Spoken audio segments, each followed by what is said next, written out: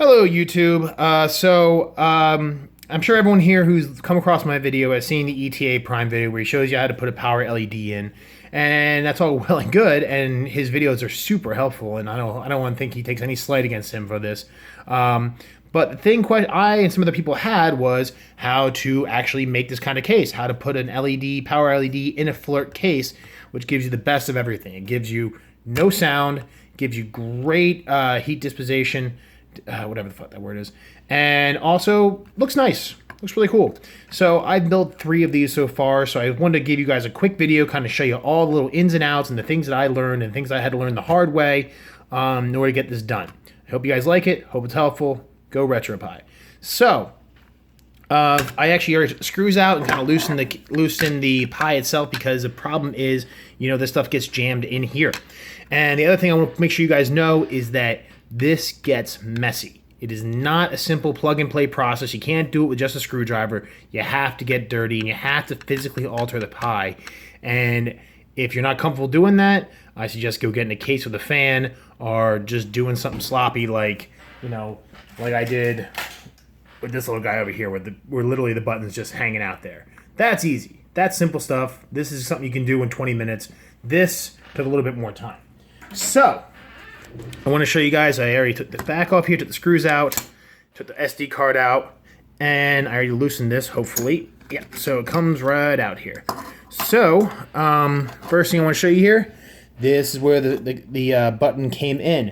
Now, in order to kind of figure this out, and this is the biggest question, is I basically got the length of the case here, split it in half, marked it here. You actually might be able to see a little remnant of it. No, because I use a Sharpie. Now, the cool thing is, if you use hand sanitizer, you can erase the Sharpie. So you can mark the front of the box, you can mark the underside here, you can mark wherever you want with the Sharpie. It's easy to see, it's easy to follow. And when you're done, just take some hand sanitizer, rub it, and the Sharpie comes right off.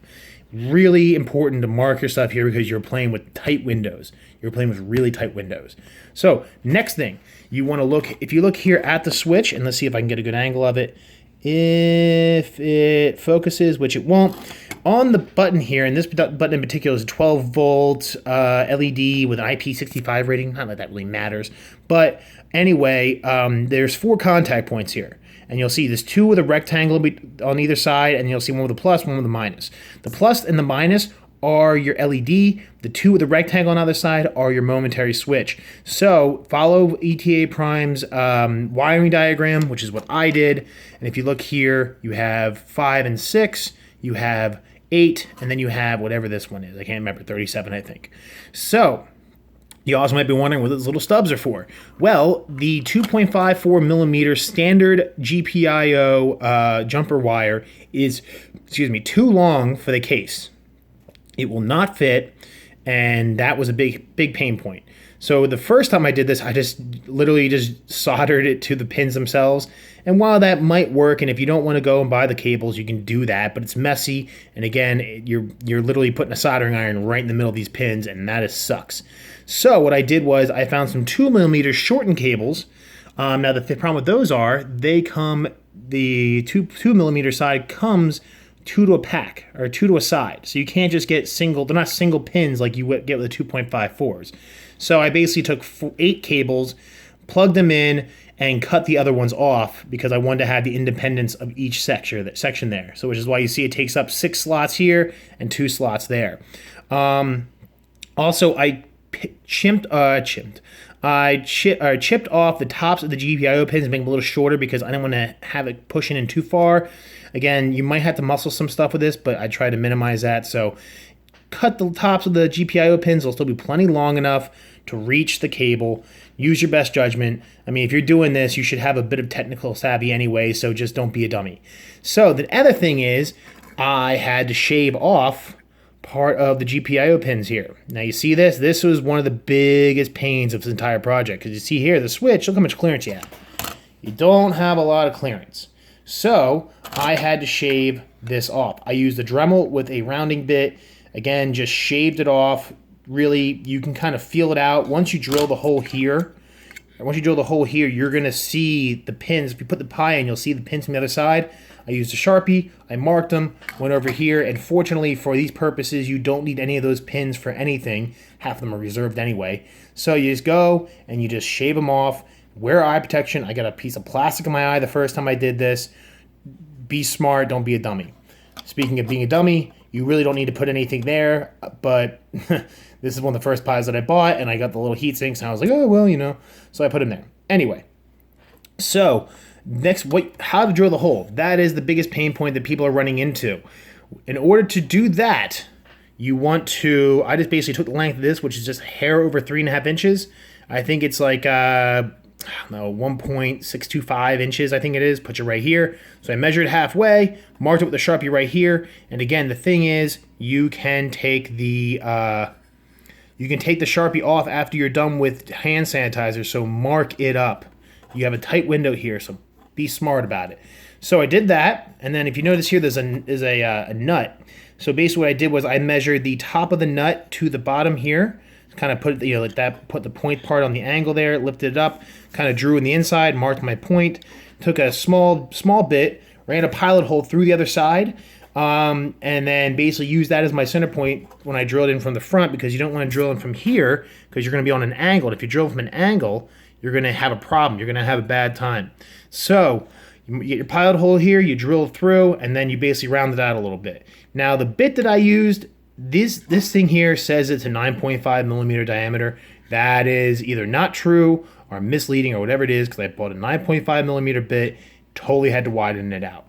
You want to look somewhere closer towards 11 millimeters. Really, if you buy one of these switches, take it to the hardware store, eye it up, use the best you can. You're probably going to get it wrong. I've gotten it wrong twice. And at this point, I just figured I'd just use the drill and just kind of round it out. Again, you're going to get a ton of aluminum shavings, but you know, there is a lip on the front of the switch, so you do have a little bit of play without it moving, and you're going to tighten on the nut, so you don't have to worry about it moving around too much. I've done these 3 times, and not one time has the button become loose. So be careful, be smart, and go in knowing that there's a good chance you might screw up. Anyway, once you get the button in here, you want to make sure that it's obviously upright. Then what you do here is you solder your points to the proper wires. You run the wires over here. You make sure that that's been drilled out. Once you have all that done, you put your thermal pad on there. Blah blah blah blah blah. Then you are going to go put the box back in. Now you want to make sure that these wires don't cover this point, because you don't want your wires between your thermal pad and your heat sink, because you're going to have a bad time. So do that. I'm going to put the pie back on, show you how it goes. Hang on. Okay, so we're back, and I have it all plugged in. Got my HDMI, got my power, got my Ethernet. Not like I'm really going to be playing it all, but the cool thing is here, so I have one of these little switch. So the switch is already on, the power is already going to this, but as you can see, it is in the off position. Off. So what we're going to do here, hit the button, light goes on, pull it up here. As you can see, things are rocking and rolling. So it's going to let that load here. If you want this splash screen, though, you can find it on YouTube. I think it's called the Retro CRT. Kind of think it's kind of neat. So that loads. As you can see, we are in business. So go back here, hit the power button, screen goes off, and light goes off.